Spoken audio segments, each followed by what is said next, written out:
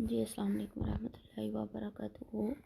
آج ہم انشاءاللہ گرامر کا لیسن شروع کرنے والے ہیں۔ اس سے پہلے اس کا آغاز جو ہے وہ سورہ اعراف کی ایک آیت ہے، الحمدللہ الذی ہدانا لہذا وما کنا لنہتدی لولا ان ہدانا اللہ۔ تو ہم سب سے پہلے اللہ تعالیٰ کا شکر ادا کرتے ہیں کہ اللہ تعالیٰ نے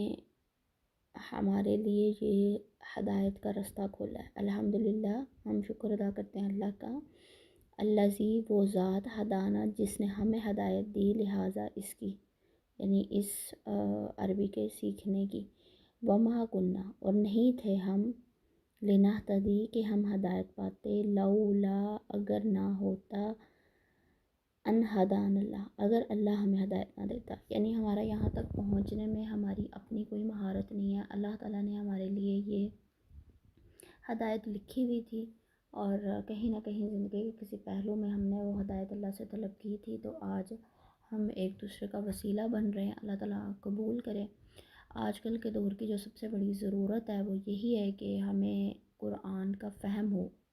قرآن ہمیں سمجھ میں آئے، کیونکہ ہم نان عربک ہیں، ٹھیک ہے، تو جب تک ہمیں قرآن کی زبان نہیں آئے گی تب تک ہمیں فہم بھی نہیں آئے گا۔ فہم کے لیے، سمجھنے کے لیے اس کو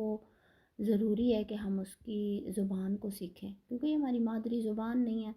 تو ہم اس طرح سے قرآن کے مفہوم کو نہیں سمجھ پاتے۔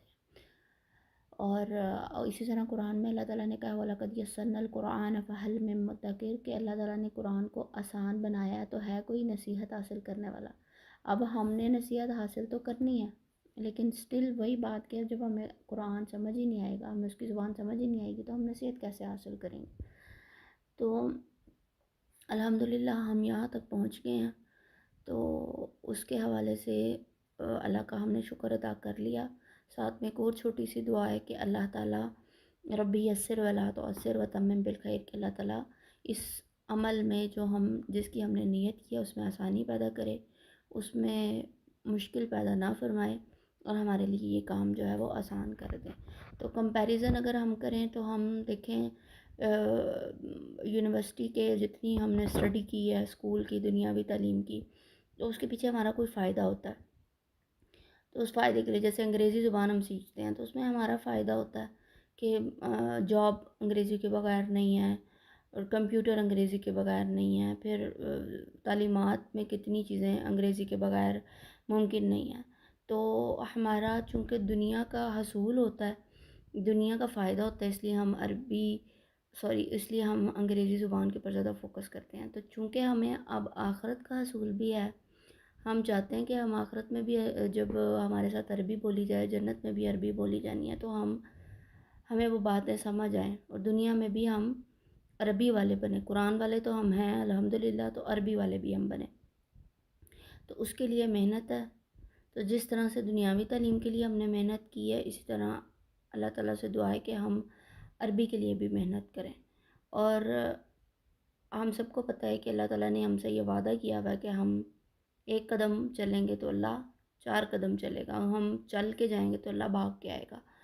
تو انشاءاللہ اللہ تعالیٰ آسانی پیدا کریں گے، بس نیتوں کی ضرورت ہے، اور نیت خالصتاً اللہ کے لیے ہے، یہ ہم اللہ کے لیے کر رہے ہیں، اللہ کا کلام سمجھنے کے لیے کر رہے ہیں، تاکہ ہم اللہ کی بات کو اچھے طریقے سے سمجھ سکیں کہ اللہ تعالیٰ نے قرآن میں ہمیں کیا کہا ہے۔ اور چونکہ ترجمے سے وہ چیز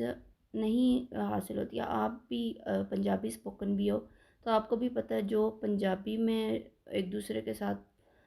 بات کرنے کا مزہ آتا ہے، اس کو آپ جتنا مرضی اردو میں ٹرانسلیٹ کر لیں وہ مزہ نہیں آئے گا۔ تو سیم یہی چیز ہماری